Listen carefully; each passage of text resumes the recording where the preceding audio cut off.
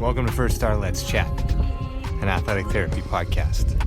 I'm your host, James Gardner, certified athletic therapist, certified strength and conditioning specialist, yoga instructor, human being. This platform, for the pros, by the pros, anybody in the performance space, and beyond. Welcome here to share in the stories of professionals, experiences, journeys, learning along the way.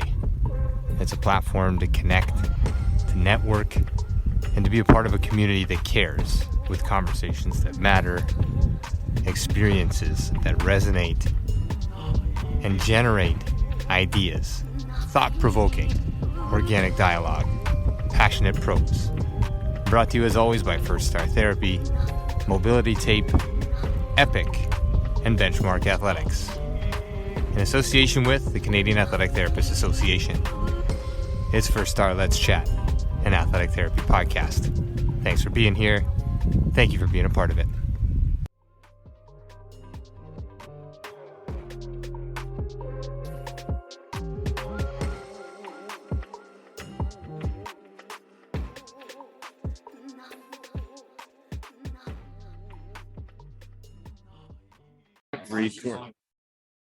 We are recording live from the exhibit hall here at WFATT 2022 in Winnipeg, Manitoba. That's in Canada. We are representing over 50,000 athletic trainers and athletic therapists in this association, or this alliance. And we have the opportunity today to talk with one of our poster presentations, Caroline Hicks-Casey, who looked at the Canada Games data from 2019 with a focus on injury and illness surveillance. Really appreciate your time. Obviously, research goes a long, long way in driving what we do in practice. Talk to us a little bit about your research. Yeah, so we took the Canada Games data. It was de-identified information. We used the consensus statement from the International Olympic Committee to ensure that our data analysis is consistent. There was two of us who did the data analysis, myself and another student from Calgary University. Okay.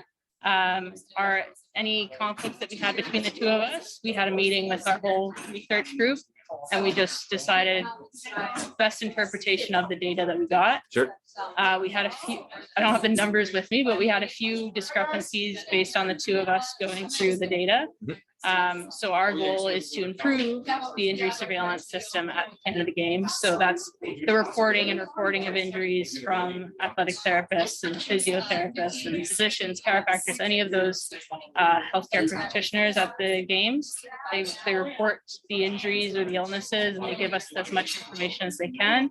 But sometimes as an outside perspective, it's hard for us to interpret what they are saying in terms of what the injury is. Right. So our goal is to try and get it so that there are ways that they can be more specific. So we're going to narrow some of the fields and add some sections so that we can get more information, more understanding as to what exactly the injury is to the best of their professional knowledge. Because athletic therapists, physiotherapists, they can't diagnose, but they can give a professional opinion. So that will give us a better idea as to what injuries or illnesses are at the games, and better consistency. And with consistency, we lead to having better improved. We can improve the way the games are played, the equipment use. This can lead to many more studies and examinations once the data is consistent. And we're going to follow the IOC consensus statement, which so that we can compare this type of data like Canada Games with something like the Olympics. Major games. Amazing. And where are you based out of? You talked to University of Calgary, a joint effort here. Where are you based out of? I am based out of Brock University. Okay, Brock University, another university, an alma mater. I am an alumnus of Brock University down in St. Catharines, Ontario, also in Canada. Again, we're broadcasting live from the exhibit hall here at WFATT in Winnipeg, Manitoba. And research, obviously the foundation for a lot of things. You touched on that. You captured it very nicely. Inter-reporter consistency, right? Exactly. Or reliability. We don't have a lot of that. We're constantly working to make that better. It helps practitioners across the globe to understand what to report, when to report, how to report it in order to generate better outcomes. Is that a fair synopsis? Yeah. Perfect. And I think this is great having you here at the beginning of your career and having the opportunity to connect with collaborators from all over the world. What's your experience been like here? And we'll leave it there. It's been awesome. This is my first conference officially. It's not a Brock conference, and it's been an awesome experience, especially after a pandemic. Yeah, fantastic. Getting together in person, uniting across the globe here in Canada with research, with presentations, with socials, with awards banquet tonight, and plenty of presenters to come tomorrow. So thank you very much for all that you're doing. We wish you all the best with your research and on into the future. And we thank you once again. I'll let you say goodnight to everybody and we'll end it there. Thank you very much. All right, here we go. We are in the exhibit hall at World Congress 2022 with WFATT. You are listening to Let's Chat, an athletic therapy podcast, now the official podcast of WFATT. We have an opportunity to speak to some of our researchers, our poster board presentations, and with us this afternoon is Clara Solignon, right? Close? Soligon. I was close. She was looking at comparing visual sensory performance in special ops soldiers with and without concussion. An amazing topic, obviously fairly broad and lots to look at there. Tell us about your research. So we decided to look at soldiers because they are not a population that's often looked at. We also wanted to look at visual sensory performance because there is not a lot of research right now on vision. That's due to a lack of a unified platform to be able to do tests on different vision domains. So we use the Synaptic Sensory Station, which is a computer-based sensory station that's going to evaluate and assess different vision domains, up to 10 vision domains. And we looked at that with soldiers. We looked at if they had a concussion or not. And with soldiers, they have a lot of different type of concussions. They can have blunt trauma or a blast trauma, which is not something that we see often in sport-related concussions. So when we looked at it, we saw that there are some vision deficits in soldiers with a history of concussion, in the inhibitory control, in perception span, as well as near forward quickness. So that was more of an accommodation. And so we saw those deficits, and I think it's important to see those and to help us guide different rehabilitation program and make it more individualized to each soldiers. And it could be also important with athletes because athletes also have vision deficits after concussions. Okay, beautiful. And a very succinct summary. Captured very much what you've done. Obviously, a very big, long project and looking at a special population. So athletic therapy, athletic trainers across the globe. We represent over 50,000 practitioners in WFATT. And I think this is critical to understand that there are more jobs out there than simply working with athletes. In this case, looking at special ops, special population with soldiers. And you touched on some things that we are touching on regularly throughout this conference, identifying deficits, and then in order to inform decision-making process when it comes to rehab.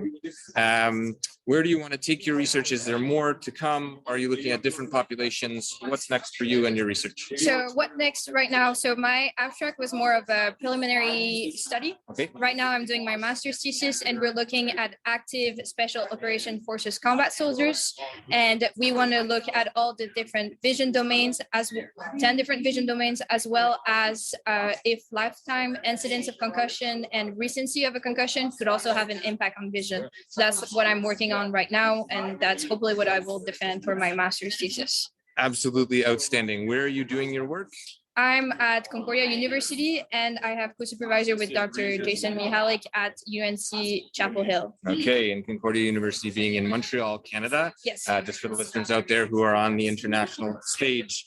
Really appreciate you stopping in. It's quick, but hopefully generate some interest from other people in your research. And again, hearing about where athletic therapy, athletic training is being utilized in the research domain, and then the application when it comes to practice, whether that's with special ops, athletes, everyday athletes, human beings in general. The research goes a long, long way in forming what we do. So thank you for your time. Thank you for your research. This has been outstanding. I'll let you say goodbye. And we are again live from the exhibit hall at WFATT 2022. Take it away. Thank you for listening and goodbye. All right, we are back with Let's Chat, now the official podcast of WFATT. We're here with Nicole Chimera, a presenter here at the World Congress in Winnipeg, Manitoba.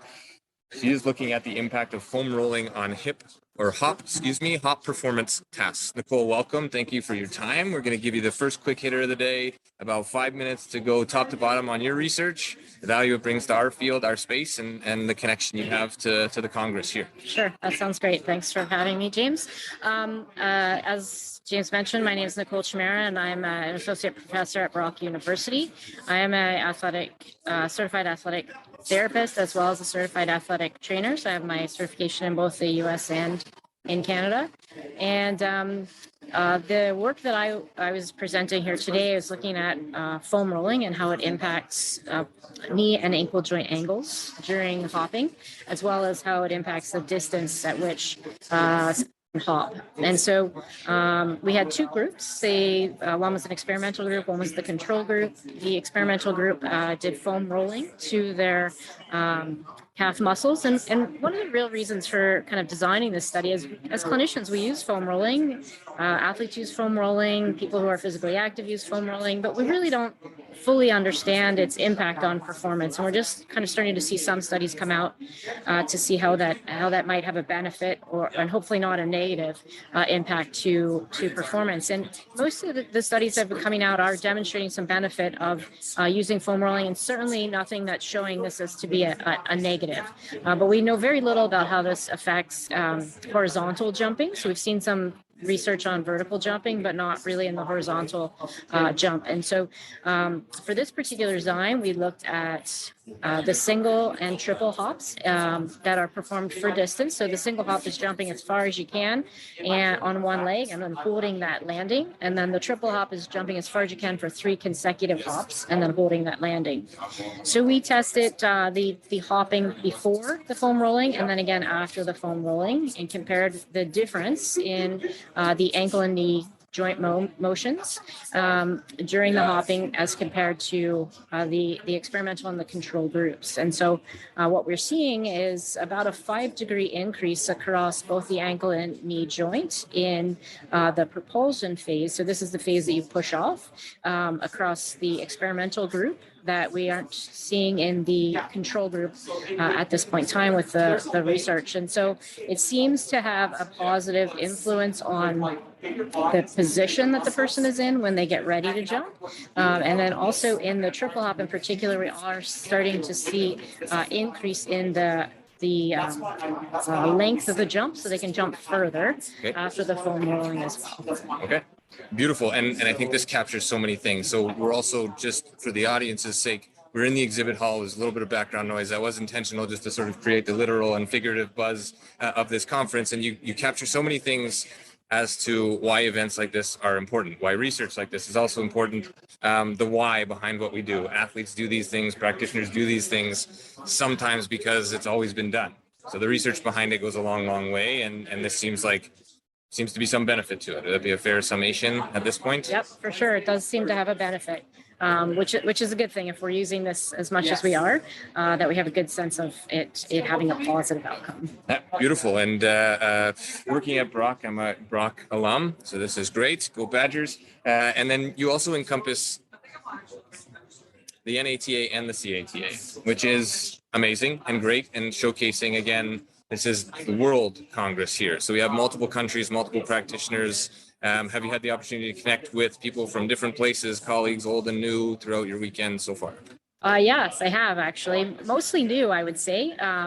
I've only held my certification in Canada for much less time than my U.S. certification. So most of the people I've gotten a chance to meet with are kind of newer colleagues. So it's been good to see some of them face to face, especially after the last 2 years of doing a lot of this online. Yeah, no, that's amazing. It's great, and I think it brings out a lot in people as well, being able to sit down face to face like this, and for you to give your time not only with your research, but again here on Now, the official podcast of WFATT. It's Let's Chat. I am James Gardner. This is Nicole Chimera. And check out her research. Is there any way people can connect with you? Sure. You can get on the Brock website and easily search my name and shoot me an email. And that's a great way to connect. Perfect. So it's Nicole Chimera, Chimera, if you're looking for her and that research, and you want a little bit more of the why behind what you're doing. Thank you again. Thank you. We'll see everybody soon.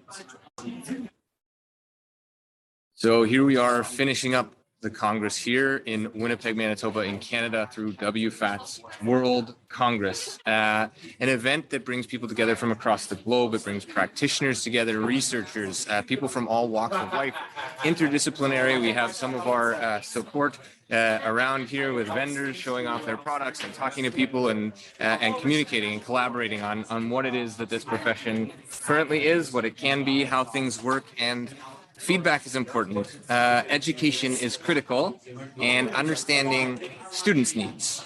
Those that are trying to become professionals in this space or others shape our future, so to speak. We have Emma Hatcher, who just completed her second year at Sheridan College in the athletic therapy program there, sitting right beside me in this booth. A little bit of background noise. We are live in the exhibit hall here as we wrap up the last afternoon of the Congress. Emma, this is your first experience at a Congress or a conference? Yep. Okay, so her first experience. So what have things been like for you? Has anything stood out as a take-home message from this Congress so far? Overwhelming is the first word that comes to mind. Overwhelming in the best way. So many people bringing opinions and advice and mentorship from all corners of the globe, which has been great to connect with. I think the thing that stood out the most is just how much there is to know. And every time that I feel like I have a grasp on something, a whole bunch of new things come my way, and it's a humbling thing, but it definitely checks you. So I've really enjoyed that. Awesome. And I think this is one of the themes that comes out with everybody who stops by this booth. Everybody who's been on this podcast in the past is this continual thirst for growth, for knowledge, for never being done learning. And I think that's critical. There's some very big names in the world of athletic training, athletic therapy here through the conference. And it sometimes feels a little bit overwhelming is a good term, that, oh my gosh, I might be able to have a face-to-face conversation with somebody like Sue Falsone, who presented this morning. And all of a sudden you're sitting across the table having a glass of water or beverage of choice, and there's a humane element to connecting with other people. So this is the first in-person conference since COVID. How has that experience been for you? Have you met people that you didn't think you would meet? How has that experience been? It's been crazy fun. I think the best part, or the time that I've been able to network and meet people the most, is kind of the downtimes where I can take a plate of food and just sit down at a random table that's partially empty and just start to listen to a conversation and generate some questions and pick people's brains. That's a big thing that I enjoy doing. But the casual, no expectations from things. People aren't walking around expected to be asked things, but they're very open to sharing their experiences and open to providing answers to questions that maybe they didn't think of in a certain way. And there have been a few people who have thought, I haven't had to think about this in a while. So I think it goes both ways. I think I get a bit more out of it, but it's good to see that it's somewhat reciprocal. Absolutely. So the challenge both ways, the challenge to learn, the challenge to constantly stay on top of things when it comes to how do we deliver information, how do we deliver education that is relatable, not only to people in the field, but people who are coming into the field and will shape the field in the future. Yeah. So this opportunity again to connect in person, I just want to pause there for a minute and commend you for being here. I spoke to a number of colleagues yesterday and said, somebody needs to hire her now because she's here in second year. You've gone out of your way to come to a conference. You're still in school. You're not the majority of the people that are here. There's a lot of people that have been at this a long time. There are some recent grads, but there aren't too many current students. And my humble opinion would be you've just made the best move of your life in coming here. So I wanted to do that, and I can do that on air through our podcast here because that's a big deal. That is a massive deal. And I think you deserve being commended, and then also sharing this experience with your colleagues, your classmates, your cohort of students that are at Sheridan College currently. So takeaways for you that you can take back home: networking, education, meeting people, being overwhelmed, knowing that you don't know everything. How different are you after spending 2 days at the World Congress? I think that a big thing that I fear as I go through education and then onward is complacency and staying stagnant. And I think that having these things continuously and annually to revive your enjoyment of learning and your exposure to people that have an array of different experiences that is just priceless. And I'm so grateful for that. So I think that that's a big thing that I'll take forward. I'm going to encourage my classmates to come to something like this. You're surrounded by athletic therapists. This is something that doesn't happen ever, at least in my opinion. I haven't experienced this. So being able to talk to someone who knows exactly what you mean and knows what you're going to go through it's a great feeling. Amazing. And you also get to experience the CATA, our governing body here in Canada, hosting the WFATT conference. You get to experience the award ceremony and see some of the founding people in this field accepting awards of Hall of Fame and be able to have those conversations or have a conversation with one of our previous guests like Matthew Miller, who came on and shared his research this morning and sort of walk by a poster and ask questions and really investigate just how broad this profession can be. It's not strictly just teachers in classrooms, trainers or therapists with professional teams, or owning your own clinic. There's so much space in between to create work, not jobs, but find ways to facilitate a future and facilitate a career that will be long lasting and so rewarding. So I appreciate you stopping in. I realize this is a quick hitter, but I think this is crucial to our body to capture the student experience, the attendees experience here from a very authentic standpoint, sitting, 2 or 3 feet away from me, stopping in here again, going out of your way, taking time out of your schedule to help shape the future of our profession. So Emma Hatchard, you've just completed second year. You're going into third year at Sheridan College in the athletic therapy program, one of now 9. You were also here for the announcement last night. Canada now has 9 accredited institutions, with Acadia being added to the mix.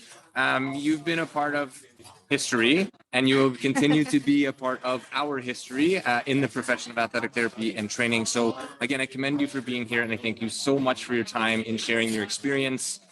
I'll leave you to say bye or with any words of wisdom in moving forward. And you'll be held accountable for everything you say into the future. Oh, great. Awesome. Well, thank you so much. And you've said some very nice things about me, and I do appreciate that. So thank you. All right. So this is Let's Chat, the official podcast of WFATT. We're live in the exhibit hall as things begin to wind down from the World Congress 2022. Thanks for being here, and thank you, Emma.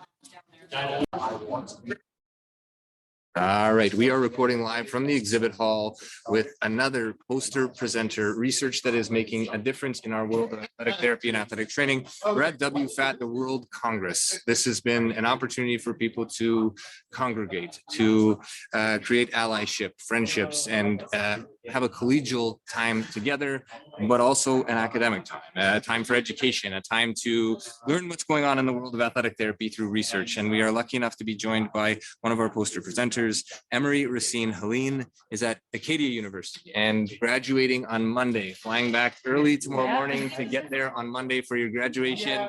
Honors kinesiology and athletic therapy. Congratulations on getting to that point, first and foremost. And your research here that you presented, a comparison between dynamic and static postural control in populations with and without concussion. I'll have you speak to that on whatever level you want. Amazing stuff, being able to be here and amongst all the people that we've been among. So thank you for sharing, and thank you for being here. Away you go. Tell us about your research. Well, thanks for the introduction. So what we did is we compared current clinical practice, which is 2 tests, which are BESS and Cobalt, and they're a little bit more static in nature. And so we created 4 novel tests that kind of focus on different areas. So while they're doing a dynamic position like contralateral tandem or on an unstable surface, they have to do like a memory test, trying to remember what like colors they're seeing with some fit lights.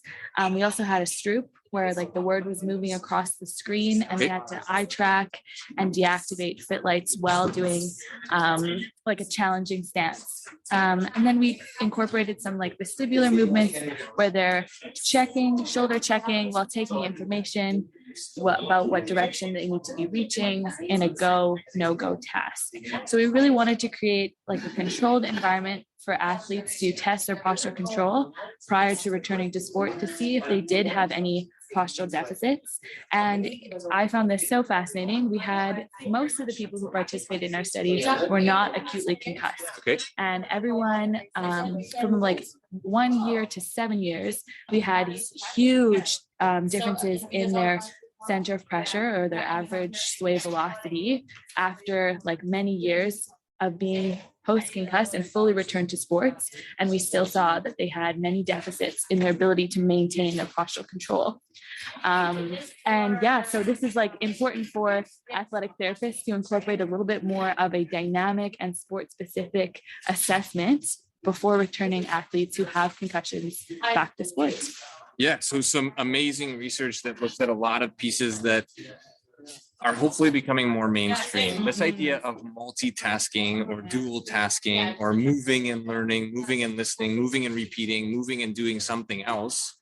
This is the environment that we as human beings live in on a daily basis. And so it seems to me a little bit of a theme of this Congress and the research presented is really moving the dial in this direction. A lot of the baseline testing that we've done in the past for concussion has been rather static in nature.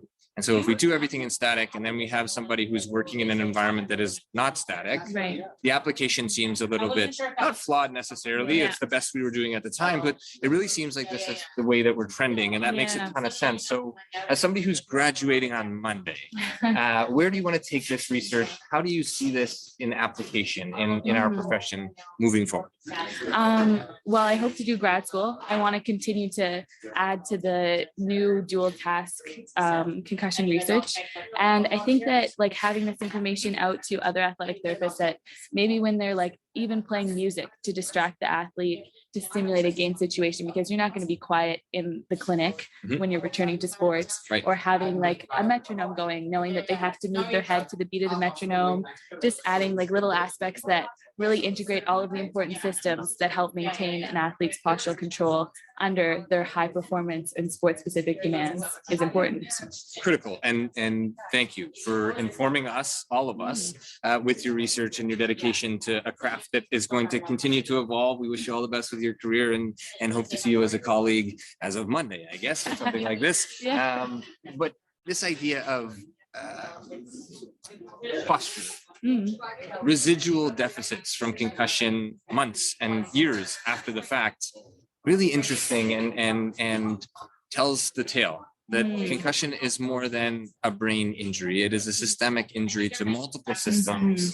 And a lot of this seems to me to incorporate both the vestibular system and our proprioceptive or kinesthetic awareness, largely based in the neck. So movement of the neck and movement of the eyes, if not independent of one another. Is that a fair sort of appreciation? Yes, I would agree. In my study, we additionally looked at isometric neck strength, and we also did dynamic neck strength using Topspin 360, which he was also presenting here too. And we found that there was huge differences in between males and females' abilities to, or their strength. And that to me is also very interesting and needs to be further investigated as to why females have decreased neck strength and also why they are more susceptible to sustaining concussion. And further research should be investigating what the cause is, or chicken or the egg. This is amazing. And so again, we look at moving from a static baseline to a mobile baseline or dual task baseline. And then we look at static strengthening of the neck,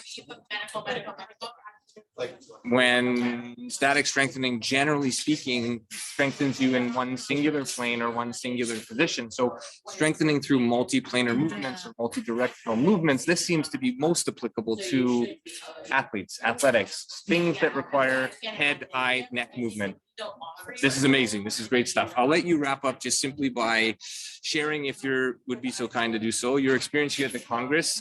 It's been an opportunity for me to connect with practitioners of 25 to 40 years being accepted into the Hall of Fame through the CATA last night, to somebody who's graduating in 2 days and is going to help shape the future of our profession and continue to shape it. What has your experience been like here? Are there any standouts or take homes from being here? Well, this is my first conference ever and my first time sharing what I'm passionate about. And I've really enjoyed meeting other people who have similar passions.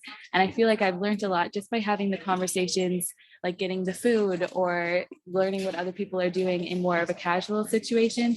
And it's been cool to put a face behind people that I've been citing. And it's fun to see where their research is going. I forget what your second part of your question is, big take home? Yeah, just take home messages, or for people who are coming to graduation or have something to share in the research world, what would you advise? Take advantage. I like sharing with my classmates that I was going to this. They didn't realize how exciting it was and all of the different opportunities, the exhibitors, as well as the different research presentations. And it was really great to be part of Acadia, especially this weekend since we got announced that we are accredited. So that was a big moment, and I'm glad to be part of that sort of history, starting that. Yeah, and that's what it's all about, coming together for the greater good of the profession, but also gaining something for yourself, this continual thirst for knowledge, meeting people that you are citing in papers. What a cool thing. And some really big names here. And you now moving into the world of big names, presenting research on an international stage. Congratulations. Wish you again all the best for the future. Hope to cross paths. Yes. Out from Acadia, we've had Matthew Miller on. We had Dr. Theo Versteeg, who's not at Acadia, but talked to the Top Spin 360. Amazing to sort of see the collaboration and the usage across fields, across domains with different practitioners. So really appreciate your time. Thank you so much. We are here live in the exhibitor hall. Some of our exhibitors and vendors wrapping up. You can hear as they start packing their stations. Some good conversation behind us as well as here on the podcast. So again, it's Let's Chat. This is Emery Racine Helene from Acadia University. Comparison between dynamic and static postural control in populations with and without concussions, research that makes a difference and will continue to shape our field in use with not only athletes, but humans who use their eyes, who use their necks, who do multiple tasks and don't only need static control, but dynamic control. So thank you once again, and I'll let you wish everybody good night as we wrap up here from the World Congress. Thanks so much, everybody. It's Let's Chat. It's the official podcast of WFATT from now until whenever. Thank you very much. Emma, over to you. Thank you.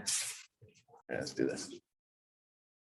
All right, we are live from the exhibit hall on the last day of World Congress 2022 with WFATT. This is Let's Chat, an athletic therapy podcast, now the official podcast of WFATT, a membership in alliances across the globe. We're here with Matthew Miller, who did a poster presentation with his research relevant to virtual exercise programming with older adults. He is an instructor at Acadia University in the School of Kinesiology, which is in Wolfville, Nova Scotia, the beautiful east coast of Canada. Matt, really appreciate you taking the time to meet today. Pardon the background noise, that is intentional. We're here in the exhibit hall live, doing this live, recording this live. You've been amongst colleagues all weekend. Let's talk about your research first and then your experience here at the Congress. So Matthew Miller and his work in virtual exercise programming with older adults. Take it away. Great. Thanks for having me on. It's great to talk about what I've done.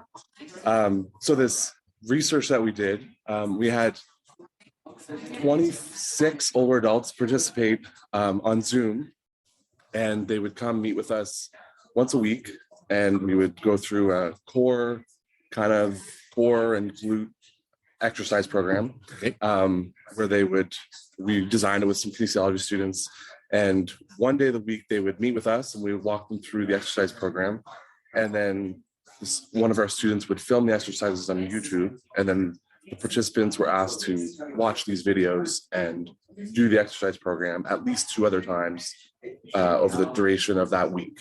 So in total, they would get 3 exercise sessions in 1 week. And then we would meet with them next week and progress the exercises, make them a little bit more difficult. So we did that for 8 weeks, and we did some pre and post measures. So we checked their, to be careful with the wording, my colleague wanted me to be sure that I said. Absolutely. Yeah. Postural sway, that's when we measure their postural sway, all on video. So using Zoom, we recorded their videos. And so we did postural sway using this free open source biomechanical analysis software. It was really cool, called Canovia. And so you could have it on their upload their video and measure their postural sway pre and post this exercise program. Okay. What we found wasn't a lot of significant findings, but postural sway was reduced at the hips in the anterior, posterior, so back and forth sway, front and back, which is really important for falls reduction in older adults. So it's important for older adults. But what I really liked about this research is that we could access these older adults during a pandemic who may not have been comfortable or safe to leave their homes, but really wanted that exercise, access to exercise. So we got to meet with them in their home, design exercises for them, and they really, really loved it. It was really great for them. Yeah. And this is a massive piece, obviously, in a pandemic and then sort of beyond a pandemic. We're talking about an aging population or an aged population. We know, hopefully, that all of us will age through our process here on Earth, our time here, and falls are a significant factor as we age, and therefore leaving the house becomes the psychological component, the biopsychosocial component of leaving the house as we age. Virtual programming during a pandemic makes sense. Right. Were you able to interact with any of the patients in terms of their willingness to continue or their appreciation of the virtual world versus coming to an in-person session? Totally, yeah. They loved it. They wanted it. They were, when can we participate again? When is this going to happen again? Because it was easy for them. They could stay at home. We didn't really have any equipment. It was mostly body weight, cord, planks, things like that. But the nature of life is that we had this time over 8 weeks of the summer, but then people get busy with their jobs. And so we couldn't give them exercise programming in the research context, but there's certainly an opportunity for people to continually offer exercise programming for older adults or anybody that marginalized communities or rural communities that have internet access but don't have strong exercise programming or an athletic therapist or trainer. So there's certainly an opportunity for that. Sure. And you've touched on a couple of points that are resounding themes throughout this weekend.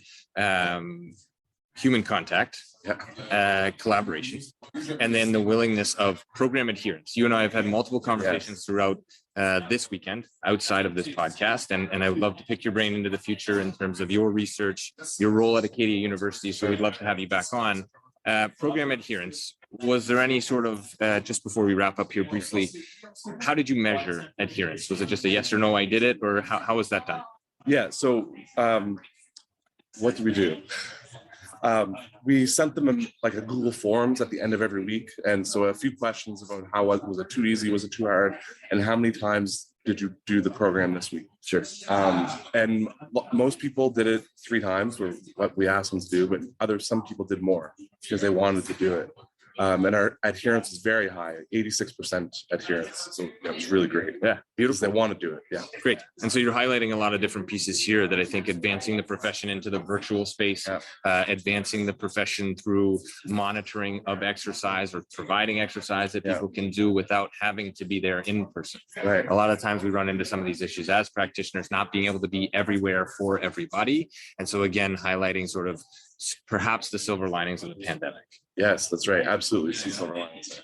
Perfect. So we're just doing these quick hitters with your research. Again, we'd love to have you back on. It's Matthew Miller. He's at Acadia University at the School of Kinesiology. The research done here and presented here at WFATT 2022, virtual exercise programming with older adults. If people want to reach out or find more, is there an easy way to do that? Can they look you up on the school website? School website. Yep. Matthew Miller, School of Kinesiology, LinkedIn on there, Matthew B. Miller. I have a Twitter, but I'm not super active. But LinkedIn or the school website, contact me. Beautiful. So this is what the whole purpose of this podcast and of this Congress is: connecting, communicating, putting what's being done out there so that those that are in attendance can obviously have access to it, but after the fact, seeing what is happening in the world of athletic therapy, athletic training. Thank you again for your time, man. Really appreciate it and look forward to having you on longer and talking about all the magnificent work you're doing at Acadia University. Now the 9th school officially to have athletic therapy accredited in Canada. It's Let's Chat, the official podcast of WFATT. Thanks for being here, man. Thanks, James. We are recording from the exhibit hall once again at World Congress 2022. This is Let's Chat, an athletic therapy podcast, now the official podcast of WFATT. Moving forward, we have some background noise as our vendors begin to pack up and talk about their products and share a lot of things. We've been sharing researchers, practitioners, colleagues, friends, new people from across the globe throughout this World Congress as we get together. Athletic trainers, athletic therapists, practitioners from all walks of life are here. And we have Dr. Theo Versteeg with us. He's based out of London, Ontario in Canada.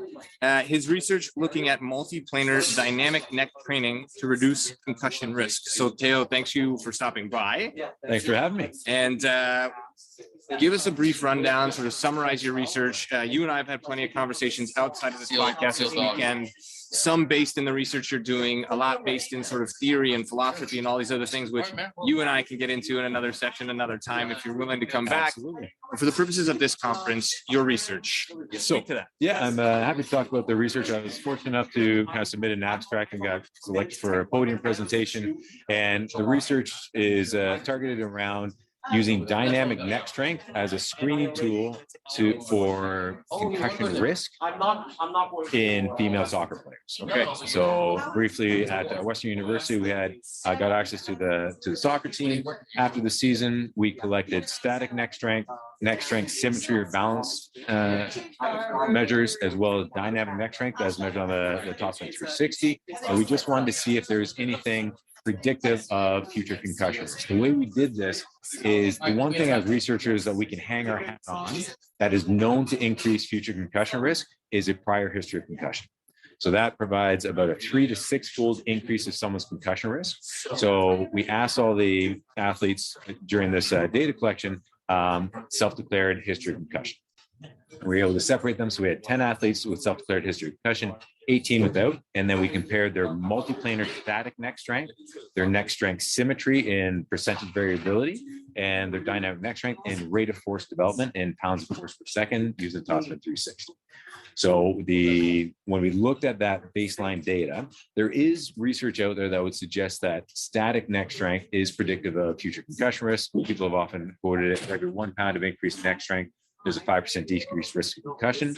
However, that was with a group of 6,700 high school athletes. So when you've got an N that's that large, you will see significant relationships out of the noise. However, it's not overly practical when you've got just one team of 30 players. So wondering if there's anything that we can quantify a bit more easily, aside from just going on, hey, have you ever had a concussion before? Yep, okay, you're at higher risk than the person beside you has. Right. So static neck strength, we did full multiplanar, so flexion extension, right left side flexion, right and left rotation. Okay. We added those together, divided by 6, and it gives you a composite neck strength score. The result of that is those with a history of concussion scored 29.5, those without a history of concussion scored like 30.2. So statistically, it was a wash. There was no significant difference, nothing you could kind of really address. When we looked at neck strength balance, so that's statistically it's taking the standard deviation of those 6 independent static neck strength scores and dividing it by the composite score, which gives you a percentage of variability across those scores. The higher that percentage of variability, the less symmetrical their neck strength is from flexion to extension, right and side flexion, right and left rotation. That actually ended up going to be certainly trending in the right direction, that those with a history of concussion had much higher variability than those without a history of concussion. P-values for those who had P-values, it was 0.06. So certainly trending in the right direction. I think we have a larger data set. It may come out significant. But most excitingly would be the dynamic neck strength. So Topspin 360 is a device that uses centripetal force to generate a resistance where the neck has to constantly work to stabilize as you generate that force, kind of like a hula hoop for the head. So it combines strength, proprioception, neuromuscular control, coordination, and balance all into one essentially neuromuscular movement. So we looked at that, and what came out is those with a history of concussion scored 3.85 pounds of force per second. Those with no history of concussion scored 7.15. Okay. And statistically significant, and it became obvious. There was basically none of the athletes with a history of concussion scored above, I think it was 8 pounds of force or 9 pounds of force. Whereas like basically half of the players without a history of concussion were able to score above that. When we used, if we get into deeper statistics, we did a receiver operating characteristics curve, and using that, so this one we're talking about sensitivity and specificity. at a cutoff value of 4.5 pounds of force, it provided 80% sensitivity to detecting those with a history of concussion and 72% specificity for ruling out those without a history of concussion. So to summarize for the listeners that may not understand truly or thoroughly, myself included, specificity and sensitivity, basically this is giving us a whole bunch of information from a patient, like usable information that we can apply with athletes or patients. Absolutely. Yeah. Perfect. And you've been kind enough to touch on it, but I'll just throw it in here. Topspin 360 is the product that has been derived to generate this research or from this research. That's right. In navigating this. Okay, so that can be checked out. Topspin360.com. Not a plug, but if you're interested in the data, the research, and the product itself, it's there for people to find. And actually, I've written a white paper that outlines like what is known about the topic of neck training and reducing concussion risk. And so, there is a lot of I guess there's starting to be a lot of research in this field, which is great, which is really encouraging.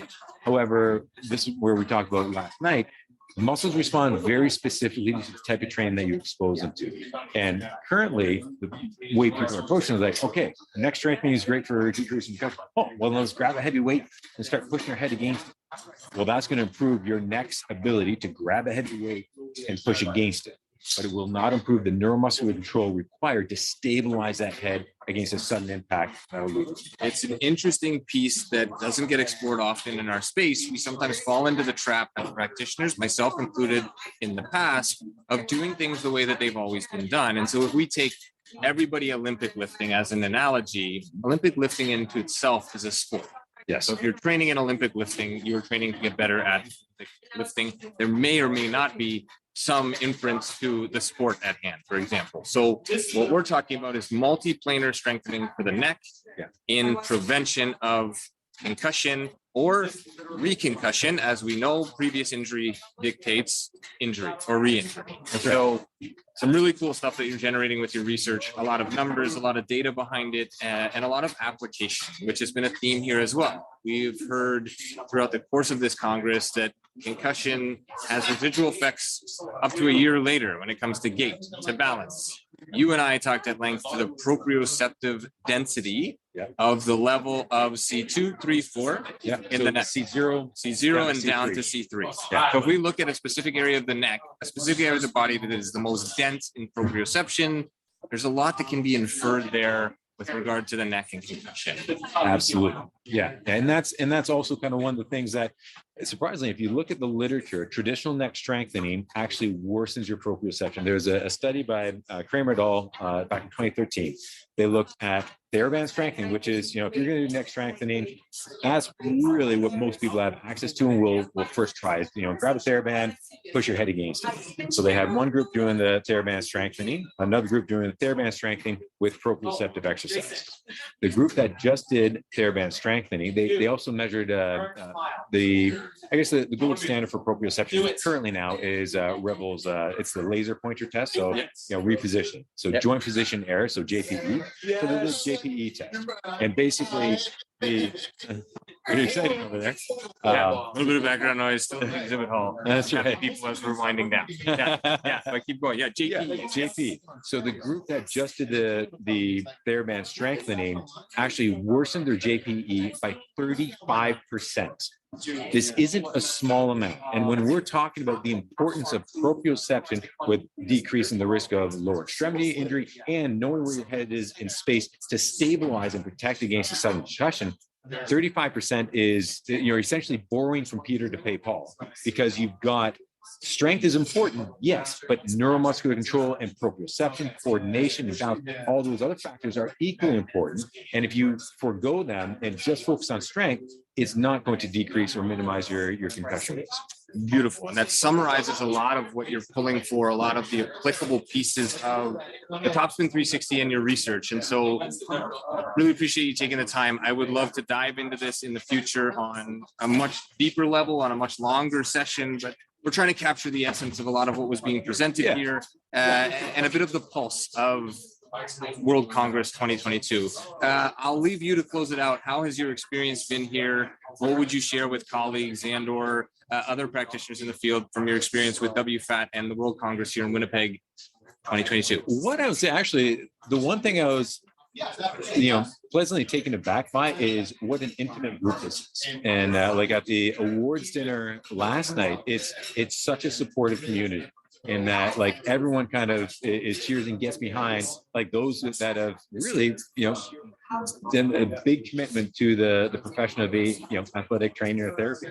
And so that's what I've certainly taken away from. And it's just a really great kind of group of people getting together and socialize. Whereas, like I come from a physio background, and I would say it's a lot more cordial in this environment than the physio. Like the physio environment, there seem to be more silos and kind of egos. I don't find that as much here. Amazing, and a great share from quote unquote outside the AT space, but in the AT space. It's been a pleasure getting to know you through beers and coffees and this podcast and your research. This is what it's all about, coming together, putting our heads together, in this case, maybe quite literally when it comes to concussion, and really appreciate the time. It's Dr. Teo Versky. He is in London, Ontario. Look him up, check him out, get in touch with the research, because there are some big things coming, especially when it comes to multiplanar issues in the neck and strengthening for concussion. Thank you so much for your time, man. Appreciate it. Let's do it again. Thank you.